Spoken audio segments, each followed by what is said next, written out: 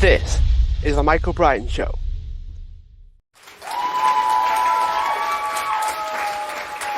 Hi everyone, welcome back to the show. And today I'm joined by Kiran Rao, who is an Australian lawyer and TV certified geek from the 2021 series of Beauty and the Geek, I am guessing, over in Australia. So, Kiran, thanks for being a guest on the show.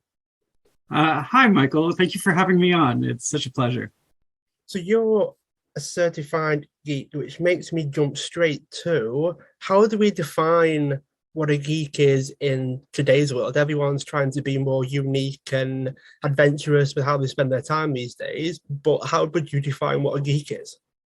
Yeah, so the show that I was on, Beauty and the Geek, had in Australia had a season several seasons run in the middle of the 2000s, and then took a long break and came back last year. And that was the big question: what does a geek mean now, as opposed to back in the early 2000s? What ultimately the show is about, and what I kind of agree with, is a geek is someone who unapologetically loves their hobbies and their interests, and embraces the things that make them quirky and unique. It's also a bit of a self-definition. You're a geek if you want to be. I don't think anyone's excluded from the category of geek, right? So it's a title you can use to say, I geek out about something. I'm so passionate about superheroes that I will not be ashamed to show that. And I think that's kind of cool. The idea that you can love with all your heart your interests. So is that kind of like, let's say, you superheroes as an example, is that you've got different levels where people like me will go and see the films, people like me might buy a t-shirt here and there to represent the superhero that they like, but then you've got people that dress up as stormtroopers to Comic-Con and people that do the whole 9 yards when it comes to what it is that they're passionate about. Is that how you would kind of think about it, and it's about the level of depth that you go in with your passions? But it could be, but it's a self-definition, right? So if someone wants to be a superhero geek and the way they express their superhero geekdom is buying the shirt, I'm not going to tell them they're not a geek because they're not doing the cosplays, right? I think you're allowed to be a geek. It's generally a good thing, in my opinion. So what are the kind of things that you yourself geek out about? I imagine you may have a certain bar for the things that you dive into, or maybe you don't. Maybe it's the little things that you know a great deal about. What did you spend your time on being a geek? Yeah, I'm kind of the all-rounder geek. Anything that you would normally categorize as being geeky, I'm really into. But for the purposes of the show, because they want everyone to have their niche, I was the film geek. I love film. I particularly sort of the action adventures of the 90s and early 2000s there, and earlier as well. One of my favorite movies of all time is Back to the Future, and I love that movie with all my heart. Love it. So why don't we have hoverboards yet? I'm still waiting for mine. Me too. Me too. I'm really when 2015 came around, it was a really hard moment to reconcile with the fact that future is not coming. There were many people that were praying for the hoverboards. They wanted hoverboards. They were daydreaming about them instead of doing their work. And the year ran around, and we just had what looked like flying cars that were like just big helicopters at the time. And it just made me think, well, how odd that we can wrap ourselves into something so much that it's almost life is forever underwhelming when we get down to that path where films and things you go, yeah, that's amazing, and then reality is like, meh, not really that bothered. I think the actual version of 2015 was pretty impressive as well, right? Having a computer in a smartphone is not something that we could have envisaged in the 1980s when the movies came out, right? it was a good moment to compare fiction with reality, and I'm never disappointed with reality. I think we're pretty impressive, the human race. We have definitely come a long way, and it also made me think that time travel had been invented before hoverboards. How does that work? Because obviously it goes back to the future, right? So time travel must have been around in the past, for want of the better expression. Yes. So how would that work in reality then? I mean, I know Doctor Who is not necessarily real, but I mean, if every police phone box can carry us somewhere, then we'd all dive in one, wouldn't we? Yeah, 100%. I think you'd expect us to be able to travel through space quicker than we could travel through time. So it is a funny quirk of the movies that they cracked time travel before they cracked hoverboards. It was a joke. When I actually got old enough to understand it, I did have a laugh. But when Back to the Future came out, I wouldn't have a clue what I'm talking about now. Yeah. Now, one of the things that it did actually spring to my mind as well was one of the things that became increasingly popular since Netflix's series Stranger Things is Dungeons of Dragons. And when I realized that that's one of the things that you spend a lot of time on, I would love to hear your thoughts on things like, you know, the Queen's Gambit film that made chess very popular. Did you see the same thing happening with Dungeons and Dragons, where there's a big influx of it since Stranger Things came out? Oh, 100%. Stranger Things really boosted the popularity of Dungeons and Dragons. And I think it was also well timed that it was only maybe a couple of years before COVID. And COVID and lockdowns was really a good thing for Dungeons and Dragons. It was a terrible thing for a lot of other places and society, aspects of society. But for Dungeons and Dragons, it was great because you can get with your friends on a Zoom call and just enjoy the fantasy world for a few hours. And that was a much needed thing for a lot of us. Do you yourself play Dungeons and Dragons, Michael? I don't play Dungeons and Dragons, and I think the reason why, and this is purely because I've been diving into Stranger Things recently, some of you that are listening may realize that the series is recently sort of topped the charts of Netflix, and it made me dive into it a bit more and look at it from a sort of higher. I don't just veg out and watch it. I concentrate when I watch it. So there's two different versions of me. There's the vegging out version of me where I don't really pay much attention to what's happening. And then there's the switched on version of me that takes in everything all at once. It's one or the other with me, unfortunately. And it made me think that the whole film is built on 1 to 3 of the enemies within Dungeons and Dragons, that has become real in the program. Is that the case, or have they made those villains up? Because I don't actually play. So is it actually one of the creatures in the game? Yeah, so the 3 main villains are Vecna, the Demogorgon, and the Mind Flayer. So the Demogorgon and Mind Flayer are 2 sort of races or creatures that you'll come across in Dungeons and Dragons. And Vecna is a very popular villain from one of the campaigns that came out in the 80s. So and he's a sorcerer. So clearly the Duffer Brothers are doing that on purpose. They want to really sort of ring that bell. But the actual characters, the Demogorgon is a low-level monster that you would fight like around level 3 or 4. They're not particularly scary, but in Stranger Things, the Demogorgon is extraordinarily scary.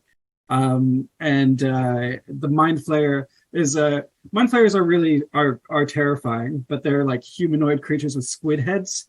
They're not necessarily giant spider creatures in the upside down. So the creatures themselves are different. It's just the same names, and it's explained in the universe of the show because the kids are all fans of Dungeons and Dragons. So I think that it's amazing how they've crossed things over so well.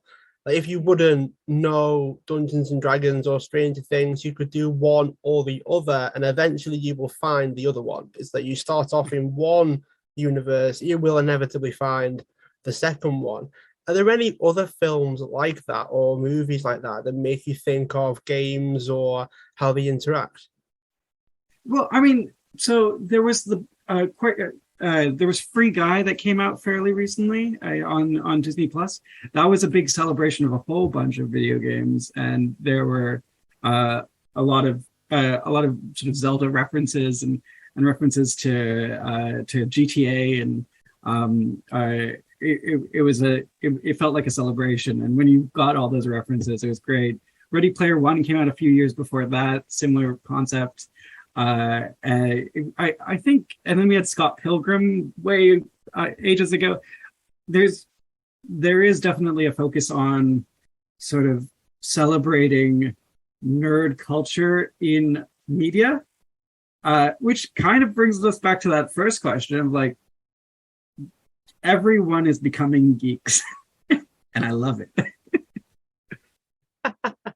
It did also make me think as well, what do geeks have to do to push the envelope, to stretch things? Like if everyone's expressing themselves in a deeper way, if everyone's latching on to what makes them unique and becoming more of who they are behind closed doors to a certain extent, what's left for you guys then? Like what's like geek of the geek? Because Dungeons and Dragons is definitely up there for me as far as fantasy game, life creation, kind of immersive games.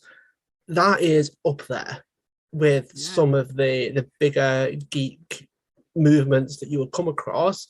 And yet it's becoming normal for people to create worlds inside their heads now and turn it into a bit of a lifelong dream walking scenario where you're constantly in the game, even when you're not playing it. What's left for you then? I'm all a fan of expanding the category of geek. I in terms of part of me wants to weep for the loss of the exclusive club, but no, I think it's cool that everyone's sort of passions are being celebrated. It's cool that geek culture is now general culture to a greater extent, and you can always dive deeper. That's the thing about any of these hobbies. So Dungeons and Dragons, I play the game, but there will be people there who play the game even to a greater degree of specificity and knowledge than I do. And there's always you can always push the bounds. It's like I think there was a Korean university that offers PhD courses in the game Dota.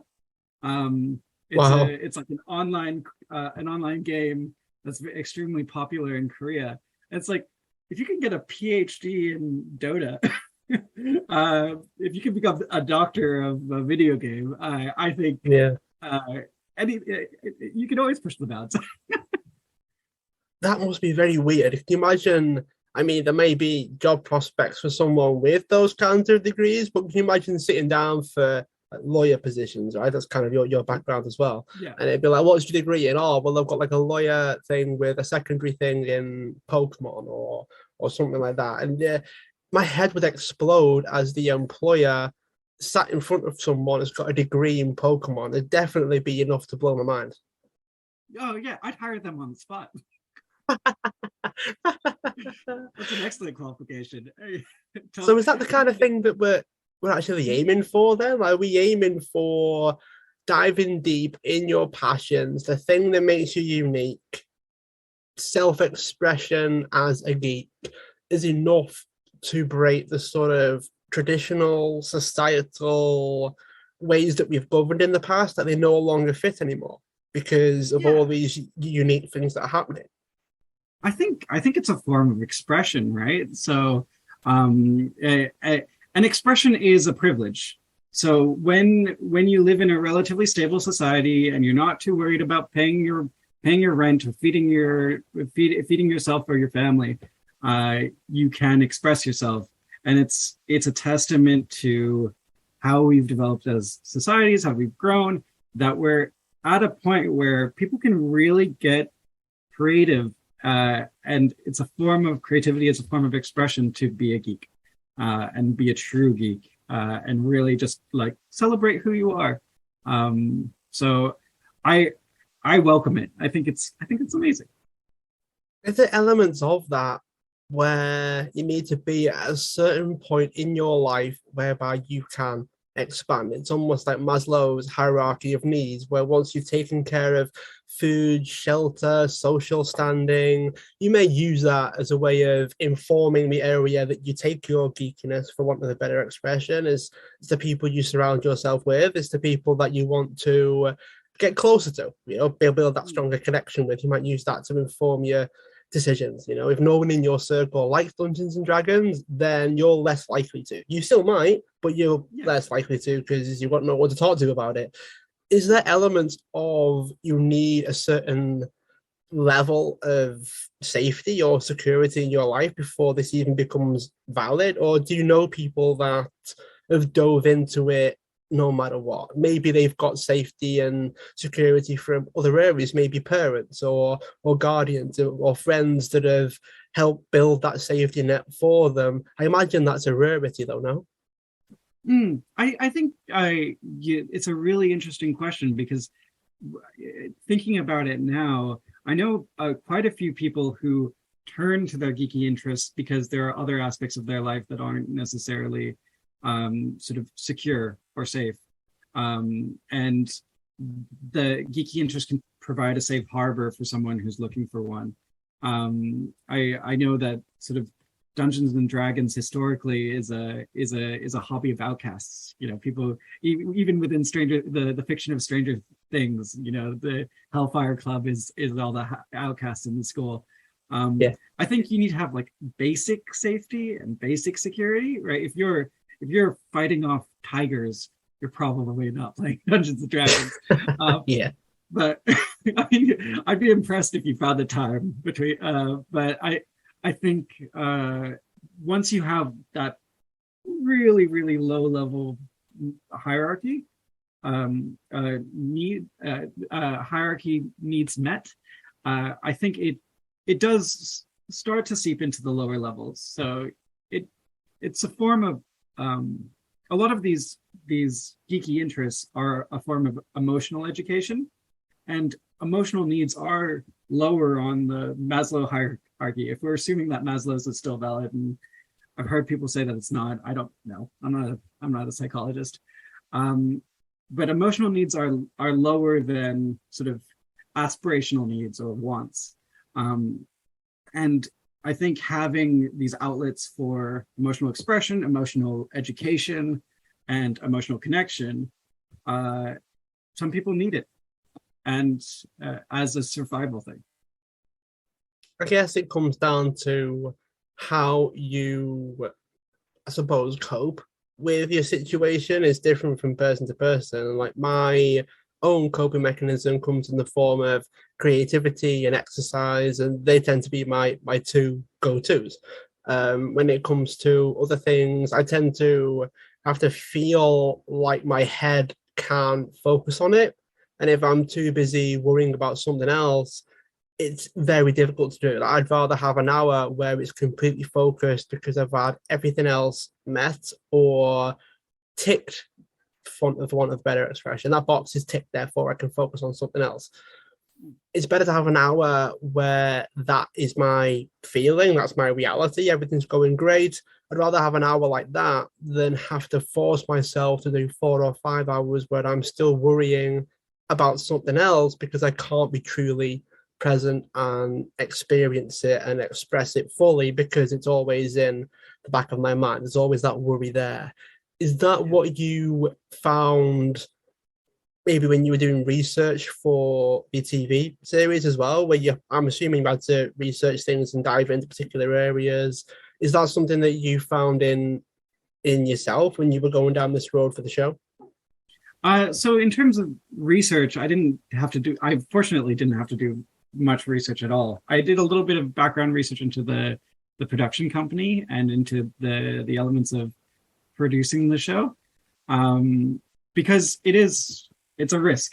The decision to go on a reality TV show is a massive risk, especially for someone working in law, and me personally being a very risk adverse person. I don't like risk. Risk is awful. Get all risks away from me. I don't want them. Um, yeah, I think you definitely hit on to something when you say that our outlets, whatever they may be, and everyone has different outlets, they're so important to get to really, in order to focus in other areas and thrive in other areas of your life. And if you don't have those outlets, it can really drag you down, and things can start to blur together. What kinds of things did you do while you were on the show? So give us a bit of a brief on how many episodes you were in, what kinds of conversations that you were, I guess, instructed to have, for want of a better expression. I'm not fully aware of how the system works in reality TV, but give us a bit of the breakdown of what it was like for you. Yeah, for sure. So the show was Beauty and the Geek, and it was the big revival season after about a 10-year break. I kind of didn't expect to get cast on it when I applied, but I applied, put a pretty low effort application in, not expecting much, but interested to see what the process was like. And then before I knew it, I had cameras in my house and they were filming my backstory. And I hadn't even signed a contract at that point. It was pretty intimidating. Wow. They didn't not intimidating in a bad way, just like it happened very quickly. I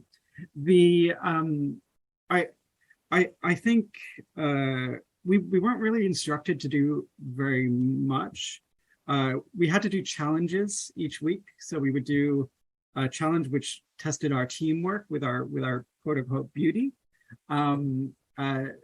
So the first week we had to improvise a seal show at a local zoo and make up seal facts in front of a live audience.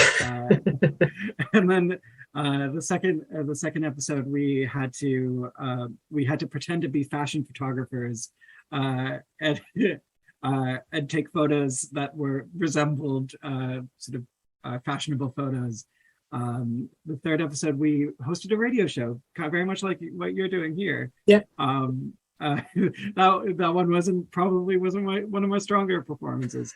I think a highlight of the challenges for me was we got to do some professional wrestling against real professional wrestlers in Sydney. So and what they don't tell you about professional wrestling is, even though it's fake, it hurts. Right? So it's all choreographed, but they were like genuinely hitting us. And I had a big handprint on my chest for about 3 weeks afterwards because they were trying to leave it. It was something that they took a lot of pride in. We created superheroes. Lots of fun challenges like that. Outside of the challenge aspect of it, there was a lot of relationship stuff. So there was, with our season, they put a additional focus on connection, be it platonic connection or a romantic connection. They wanted both, and so they shuffled the pairings around to try to get you paired together with the person that you had the strongest connection with. I was in the season for about 6 episodes out of the total of 12. So it gave me an opportunity to experience the show a significant amount, but I didn't get the money. there was a cash prize at the end, and it was won by Lachlan and Kira, who deserved it. What did you find out about romance and relationships while doing the show then? Because you must have gone on quite the journey yourself in terms of, like, I don't know if you're single or you have a girlfriend, partner, wife, as well as being on the show, but did you learn anything about relationships while being on the show? Yeah, 100%. So everyone on the show was single, and I think that was for a reason. They wanted to encourage the romantic relationships. I went on to the show not expecting to get into a romantic relationship. I categorically said, I'm not doing it. It's a sucker's game. My sisters warned me, terrible idea, Kieran, don't do it. Um, and so we got paired up, and I got paired up with my beauty, a woman named Brianna, a journalist, and it's a really interesting experience when you're in the reality TV world, because what happened with us, and I don't know if this is common for reality TV or if it was just because we were filming kind of during COVID, during lockdown. What would happen is a lot would happen on camera, and then the cameras would stop rolling and they'd separate everyone. And you'd all be separated and sitting in silence effectively when the cameras aren't rolling. And that kind of does something to your brain where you're just desperate for those connections when the cameras start rolling again. There was a pretty immediate sort of chemistry between me and my beauty. So when we could talk, which was limited, we talked a lot. We try to get as much data across one to another as quickly as possible. And during the down times, we'd get sort of fed information about each other through the producers. So I don't know if there was a little bit of stirring. There probably was. I would be surprised if there was, but it was all, but the feelings are genuine. And that's a weird thing, because it's kind of like being a mouse in a lab experiment. Part of the reason I think I got cast is I hadn't been in a relationship before the show. So right. and I'm currently 31. I was 30 when the show was filmed. So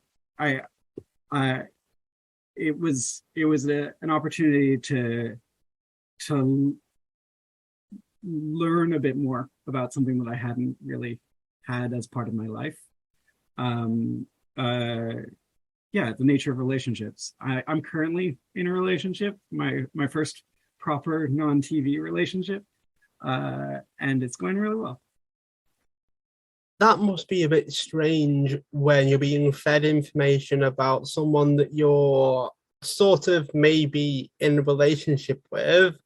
And did you ever get to a point where you wanted to connect with them and it didn't necessarily matter what information they gave you? It was almost like an annoyance that they keep feeding you information when you maybe were trying to find it out rather than be told it from the outset? It wasn't so much an annoyance. It was more there was a craving, I think, to try to get those moments of connection around the producers. So at one point during the show, I tried to pull off a heist. The way that we were sort of boarded was the geeks all had apartments on one floor of this massive skyscraper in Sydney, and the beauties had apartments on a different floor, and they had security guards sort of roaming the halls. We were allowed in and out of our apartments, but we weren't allowed onto each other's floors. It was sort of like a summer camp system. So I after I'd gotten sort of a makeover because of my beauty's winning of a competition, so she did something that got me something. I wanted to show my gratitude in a way that felt genuine and real. So I went out, I bought some flowers, and I snuck up to their floor, sort of dodged the security guards, and left it outside of her front door with a little note. I go back to my room, and about maybe 15 minutes later, I get like quite an angry knock on my door, and it was one of the producers, along with one of the executive producers, one of the big ones. And they came in and they said, and they came in with my flowers, and they said, "You're not allowed to do this." Wow. So they made me go back the next morning and deliver the flowers with cameras, because I was allowed to do it with cameras, but I wasn't allowed to do it behind the scenes. So, oh wow. I get it. I understand. This is all content for them, right? The connection and the development of that relationship is what ultimately draws eyeballs onto the screen. But I named the producer the Love Grinch as an affectionate way of making fun of the fact that he got in the way. So is that be compromised then? Because the alternative would be they follow you around Big Brother style with cameras, so that if you did anything off the cuff, then they'd be there to catch it. I suppose it's one or the other, really, because as you said, they do need content, don't they? Yeah, I think so. Ultimately, they're paying for everything, right? They're paying for the rooms we're staying in. They're paying for security. They're paying for the whole reason we're there. All the experiences we're getting to have. We signed up for a reality show to have an experience that is unreal, right? That's the irony of a reality show. No reality show matches any of our realities. Yeah. It's a unreal experience, and one that we want. We want this unreal experience. So I think it made sense to me. I get it. It is, but sometimes you do get a little bit frustrated. You do start to think, oh, I just want to do this thing. Let me do the thing. And especially when you're trying to do romance, right? Like if you're, because I think that's the reason why I can't speak for other reality shows. I can't speak for other contestants and other experiences. But I think reality TV has a pretty poor track record with creating genuine romances. And it's not for lack of trying, and it's not for lack of chemistry during the actual show. It's just that there is a lot of trappings around those relationships. And when those trappings fall away, it's kind of like having having the leg of your chair kicked from underneath you, right? Like you might be able to catch your balance, but you are thrown off. And that certainly happened with me and my beauty. We didn't stay together very long.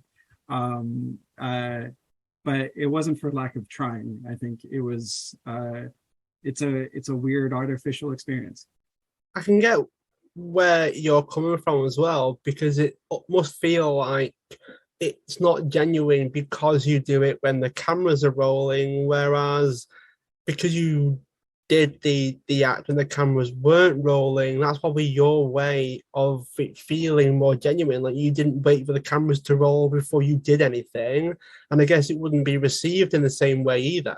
And the difference between it being on camera when her reaction to be filmed as well versus it all being behind closed doors, and you can really feel the connection of the act of kindness or love or generosity or whatever it is, it can feel very sanitary in the attempt to try to make it real just because you're documenting it. Yeah, you do get to a point during the filming process, and it happens sooner than you probably think it does, where you kind of forget that the cameras are there a little bit, but there is a little part of your brain that is aware that they are there. It's the same part of your brain that decides this is probably not a good time to scratch my bum, right? Like because there's a camera watching, right? So yeah. And I think that's also the part of the brain that stops you from being able to be fully connected with anyone, right? Because connection is vulnerability, and what I've learned in my first proper relationship since the show is it's when you're connected with someone and when you're being really extraordinarily vulnerable with someone, it's terrifying and it's scary. And I can only imagine how much more terrifying and scary it'd be to do that, to have those real moments, the moments that are crushing in front of a camera, right? Because I tried to be as authentic as I could in front of the camera, but I think there's always going to be a limit. And that's the tension with reality TV. It's people feel like reality TV is fake, and people think that reality TV is scripted. And it's neither of those things, but it is limited. because I wonder it's kind of that quantum theory of the process of observation changes the outcome. It's impossible for the cameras to be invisible. It's impossible for the production to be invisible, as much as they might try. And that will ultimately change what happens. So does that mean that your current relationship that is not televised, would you say that it's easier to actually have a relationship off camera and away from the producers and everything because that limit's no longer there? Oh, there's nothing easy about it. There's nothing easy about the relationship. I think it's more natural.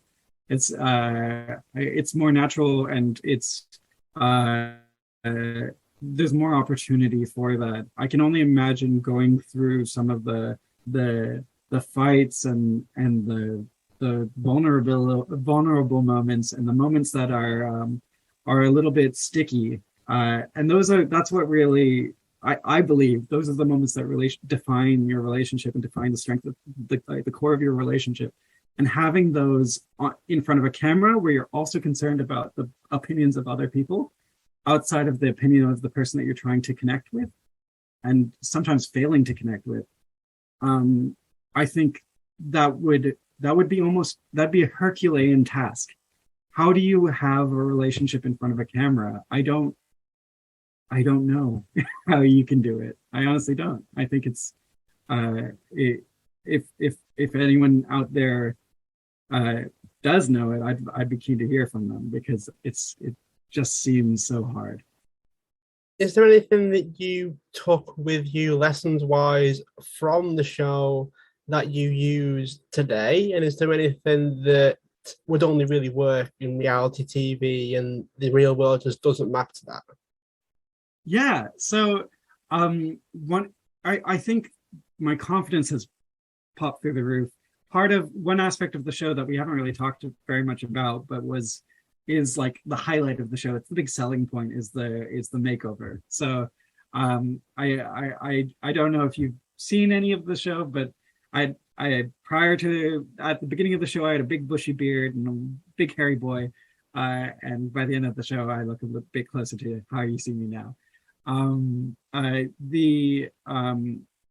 That experience is really interesting and educational. Really, I learned a lot about fashion and dressing myself, and that's a skill that I was interested in learning, and I learned. And it's probably one of the more contentious aspects of the show. I know it puts some people on alert because they hear about it and they're like, oh, why do you need to change? Aren't you fine the way you are? And I think I understand that criticism and I understand that critique, but I think it misses the point of I went onto the show for that change, partially. Like I wanted that change. I welcomed that change, and I welcomed that education and that knowledge from experts in that field. You know, we had world-renowned stylists and world-renowned hairdressers and world-renowned teams working on us to make us look good or look different from how we normally present ourselves. And I think that's the type of experience that a lot of people would welcome. I've had it said that we should be. I've heard the criticism that the geeks in the show should feel fine the way they are. But for whatever reason, a lot of the geeks don't, and that's a societal thing. That's a thing that's been taught to them. It's also a personal thing. Maybe they have some personal obstacles to overcome.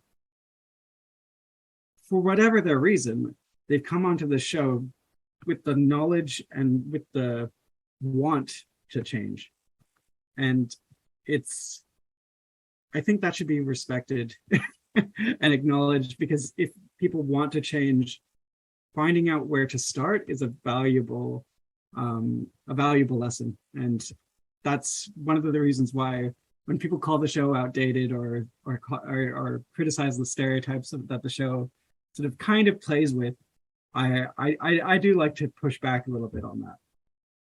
it's almost like telling someone that struggles with nervousness and anxiousness to just relax.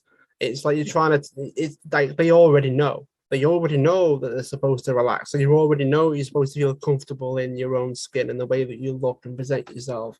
But ultimately, you don't. And I think that is very, very valuable as well. Like you have to respect their current position. You have to respect where they're at. If someone's uncomfortable, there's no point in telling them that they should be comfortable. We have to understand and acknowledge that they don't currently. Otherwise, they're never going to change. They're never going to actually grow and develop because everyone's convincing them that they're wrong, that how they feel isn't how they feel, or how they think isn't how they think. It's like we're being told that we are essentially lying to ourselves the entire time. And I think that's a very dangerous road to go down when we start doing that.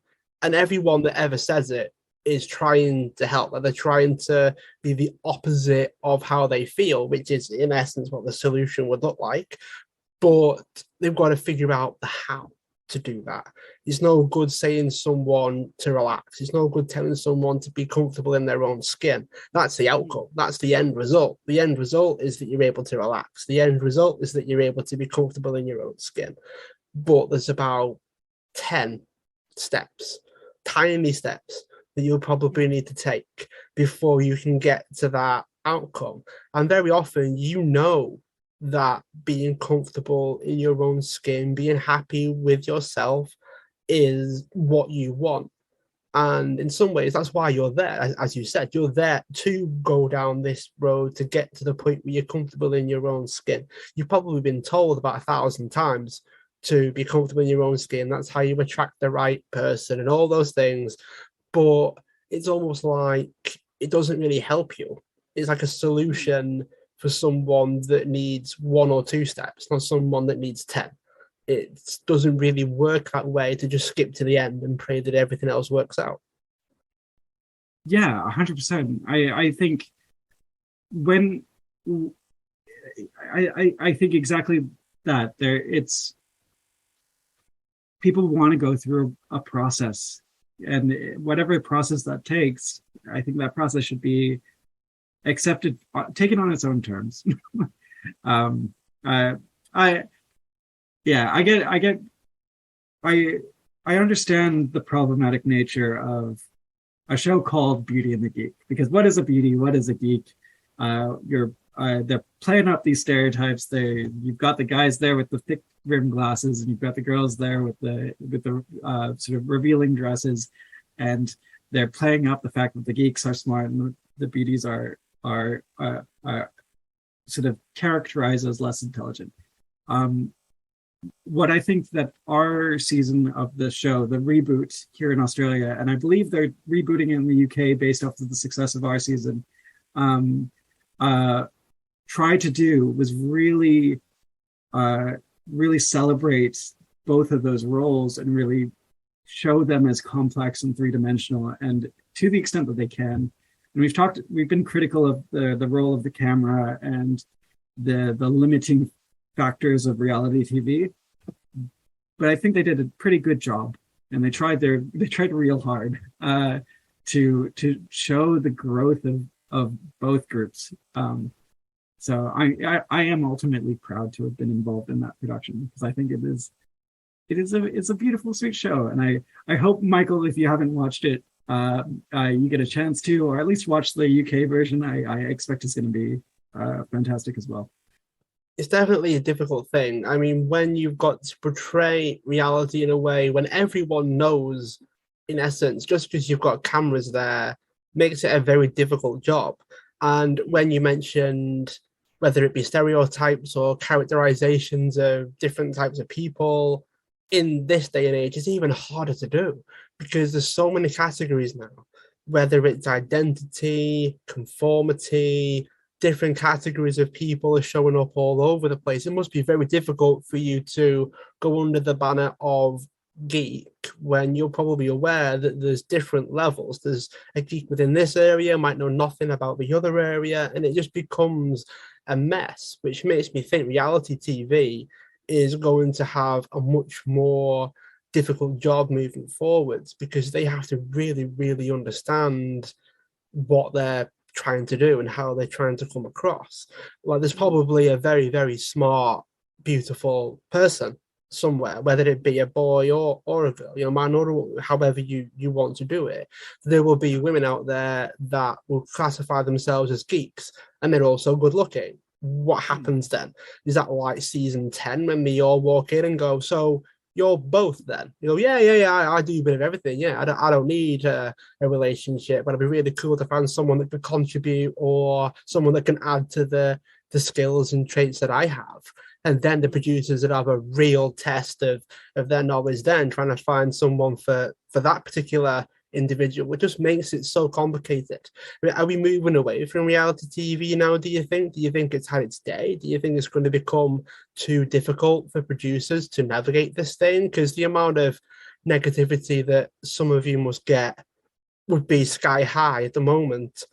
I can only imagine that getting more and more complicated to navigate when you can't just call someone a geek because they like Dungeons and Dragons. Loads of people do. It's how do you sit there and go, well, I'm a geek with film, let's say, and yet all they really do is watch the films at the cinema on open day, the open weekend, or whenever the film very first comes out. They're always at the very first showing of every single film they ever want to watch. And yet there are people out there dressing up as stormtroopers. And I think it's becoming very, very complicated. And I think reality TV has a very, very, very difficult job. I think so. Here in Australia, reality TV is an institution. Our most popular shows are reality TV shows. And it's a large part of our media infrastructure, for better and for worse. And I think there's a number of reasons for that. It's probably cheaper to produce than sort of scripted stuff. It's easy to pump out content. People can connect with the real human beings, and there's more engagement, more opportunity to promote it. So I don't see reality TV really going anywhere. Although, like, the ratings are a fraction of what they were sort of back in the day, right? Back in the early 2000s, or if you go further back, sort of the Survivor days, or the Amazing Race days. That was the heyday of reality TV, and now it's more splintered because there's more shows. It's not not everyone is tuning into the same show anymore, and not everyone's watching TV. A lot of people are watching video on demand, or not watching anything at all. They might be doing outside stuff. I don't know. I'm a geek. I don't do the outside stuff. I think it's an interesting question that you raise about the categorization of reality shows, because Beauty and the Geeks is an older style reality show in that it defines its contestants really concretely. You've got beauties and you've got geeks, and they're defined. In our season, a lot of the beauties were quite geeky. We had one beauty who was really into D&D. And so the distinction between beauty and geek, ultimately, they're not mutually exclusive exclusive categories. But the show wants to build that tension by treating them as mutually exclusive categories. So that's hard for producers, I think, to develop that narrative when there is so much blurring of the different worlds. It's probably less of an issue for other reality shows like your Survivors, like your Hunteds, like where they don't need to categorize the contestants as much. They can just be, this is John. John is really good at Survivor. Yeah. And he is who he is, and we don't have to define him as a geek. So I even though he also loves Dungeons and Dragons. So I think there are discussions to be had about identity, and identity is huge. It's such a massive thing, and a lot of society craves a more concrete understanding of their identity.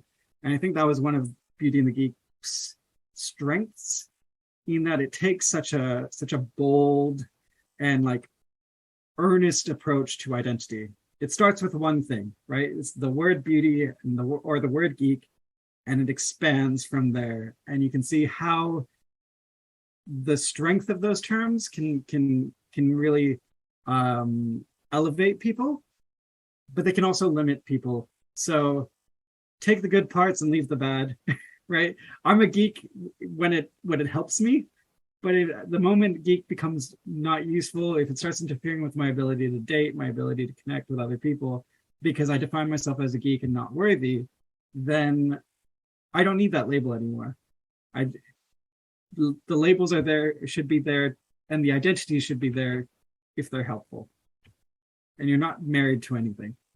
I think that's a very interesting topic as well, is that a lot of people can be so tightly latched onto their identity, and it's almost like a lot of the friction that you may experience comes from when you don't fit the category that they've put out. Like they've put out this narrative, they've told this story, they portray it in a certain way, and yet that's not how you are. That's not how you go about your life.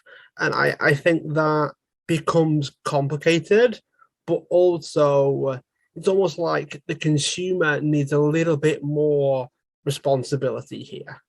Like it's how they're being portrayed. They're not pretending to be you. So you as the consumer need to acknowledge the fact that, look, this is their version of it. They're happy to do it. Otherwise, they wouldn't be on the show. If you don't want to do it, you're happy to not portray it in that way. You're happy to not be what they've dictated is what a geek is supposed to be or what a beauty is supposed to be. And I think there needs to be like, I don't know whether reality TV even do this, by the way. They probably do. Is that there needs to be a mutual understanding of, if you don't fit this, fantastic. If you do, fantastic. It's fine. If you enjoy it, if you don't, it's not a representation of you as the consumer. And it's happening that much that sometimes, not often, but sometimes I sit down and I think, why do we get angry about something when if it was the other way round, the other people that it used to fit with that now doesn't fit with, they're then going to get angry. It's like, you can't please everybody. This is why majorities work. It's like, this is why you've got to look at the data, look at what the majority is, because the alternative is you upset more people. Yeah. So you can't win this war with consumerism and people thinking that everyone should be represented. It can't be done, because you can try to and still fail. So the only way to do it is to look at generalizations that overlap with the most number of denominations of people and just go with it. You've got to be bold and commit to it. Otherwise, you're doing a disservice to those that you do represent. Yeah, 100%. We could get rid of the terms beauty and geek. Like, to whatever extent those are still relevant to society, and I question whether or not they are in the real world, in the non-reality TV world. Are a lot of people out there sort of calling each other beauties and geeks? Probably less than you'd expect. But I think exactly what you said. It's the show is trying to make a point, and you start with a bold claim, and then you justify it and you nuance it and you chip away at the bold claim. And the bold claim is beauty and geek. That's what they're trying to celebrate. And I think it's sweet. I think it's a sweet program. I think one of the things as well is there are two categories of people that way back when, probably when the show first started, they were at polar opposites of the dating spectrum. Like, geeks were not commonly with very beautiful of the opposite sex, whether it be, boys or girls, whichever, men or women, however you want to think about it. And beauties would generally not go for, in air quotes, geeks, people that had an over commitment or depth to particular subjects that from the outside world no one really cared much about. We'll use Dungeons and Dragons as an example, even though it's not really relevant. That's something that, a bit like Beauty and the Beast, you know, the people that are not massively good looking, beasts in air quotes, suddenly being with beauties, it wasn't a popular thing, it wasn't a common thing, and yet it would still happen. So they had a bit of popularity because it was evident that it did happen every now and again, but it was what we would perceive it as. So is there an argument then that we are, as consumers anyway, you've got this unrecognition of the way that we used to be? Like, there's the whole Beauty and Geek thing, if we stick on that for a minute, it is a bit odd that they would be in the same room together way back when we were a bit more discriminatory about who we spent our time with. Now, all of a sudden, we're not, and yet we look back as if it was millions of years ago, when it wasn't. It was like 4. And all of a sudden now, we're judging ourselves from the way that we used to think. And a TV show is simply representing that. It's just simply representing the way that things used to be. It's such an interesting show because it to a certain degree, the producers wanted to have their cake and eat it too, right? Like, they did bring in the representatives of the two groups that wouldn't match up well. All the geeks had limited to no dating experience, and all the beauties had dating experiences that might not have been the most positive or healthy or nice, right? So the idea being, let's bring these people together that aren't necessarily finding each other in the outside world, which is a cool concept. But you're absolutely right. Beautiful people and geeky people are meeting each other every day, and it is more of a common occurrence. It's not that special. It's not that special to happen. I think there is a little bit of reflecting on the way that we used to be more, and the way that those groups were probably more widely segregated than they are now, and a little bit of patting ourselves on the back and saying, "Look how far we've come." And I don't mind that. I think that's cool. It's a good opportunity to recognize progress as well. I like that. I like that the show did actually take on that role. They took on the mantle, so to speak, of like, someone's got to do this. Someone has to address the elephant in the room, and we need to bridge that gap. We need to actually build this overlap between the two. And I think as well, it also actually sheds some light on the fact that there is an overlap way back when there may not have been one from the outside looking in, but then through the show, people have realized, oh, hey, we have more in common than we realized. We're not as different as we thought that we were. People that are geeky, in air quotes, can be good looking, can have quirks, can have things that make them stand out, make them probably seem attractive to people that have more outward good looks. You know, maybe they're not all that bright. Maybe they've got something that makes their look seem a bit, okay, well, you've got good looks, but you don't really have much else. It's a bit more superficial, perhaps. It probably sheds light on a lot of different things socially, and it addresses a lot of assumptions, a lot of connecting the dots in not necessarily the right way. And I think the show did a good job of doing that. I just think the world has actually shifted again, like again.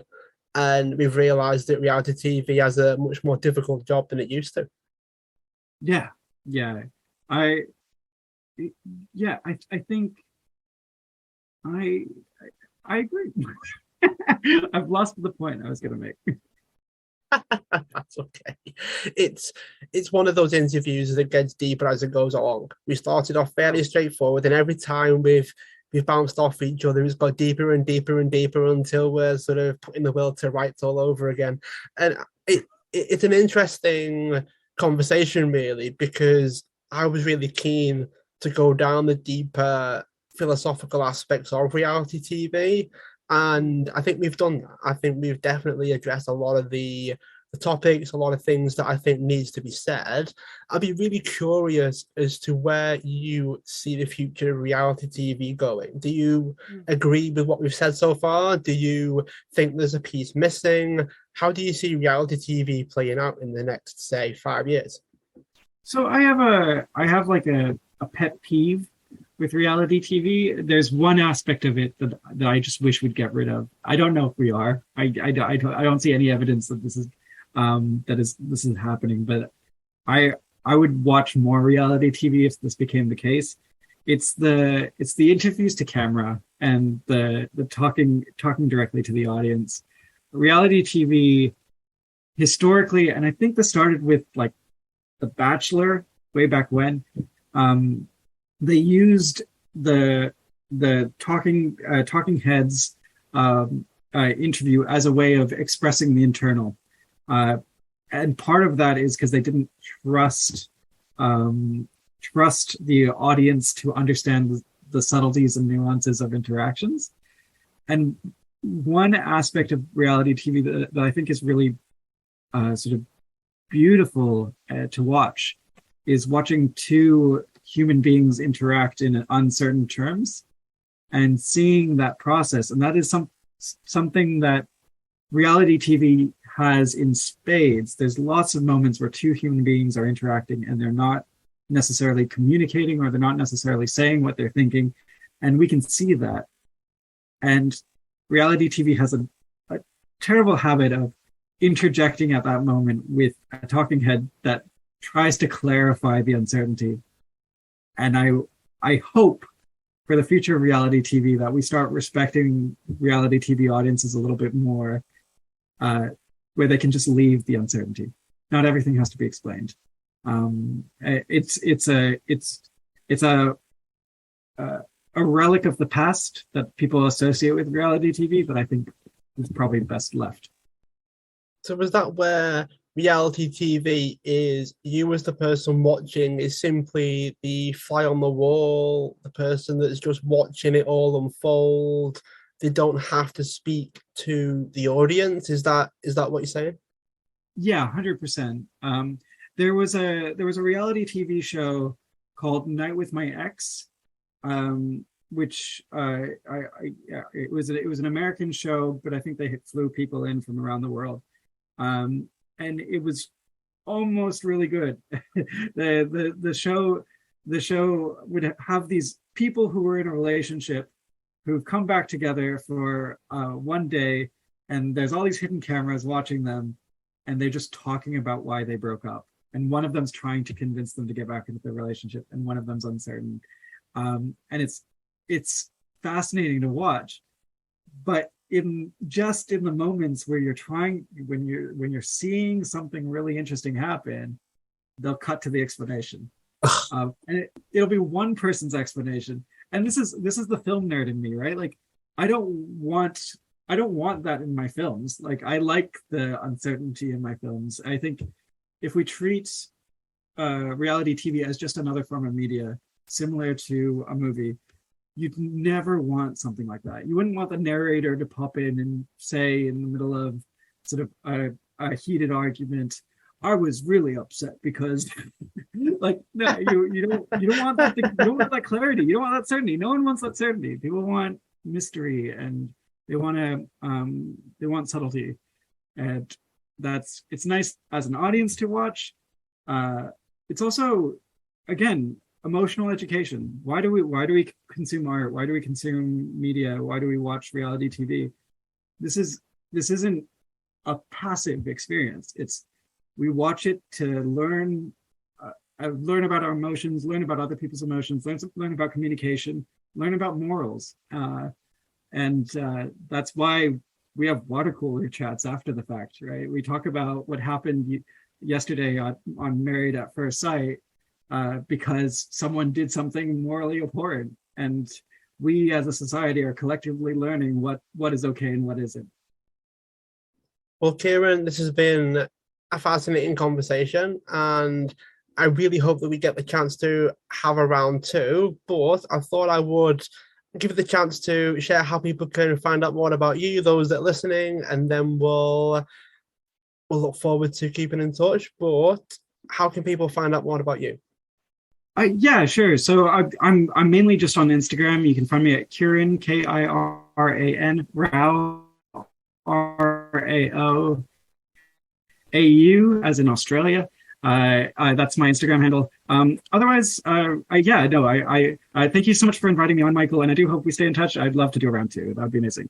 Thanks so much for being a guest on the show. Those that are listening, feel free to subscribe, share the show, tell others, and also leave a review wherever you are listening into your podcasts. Kieran, thanks so much for being a guest on the show. Thank you for having me. If you want to join a group of like-minded people that are all out to achieve their goals, their dreams, their aspirations, and they get the help and support from me and the other members, then my inner circle is for you. There's a link in the description for this episode to get 2 months free of the inner circle. So you set your membership up, you get 2 months free access. Hopefully I'll see you there, and I look forward to helping you on your journey of achieving the life that you want.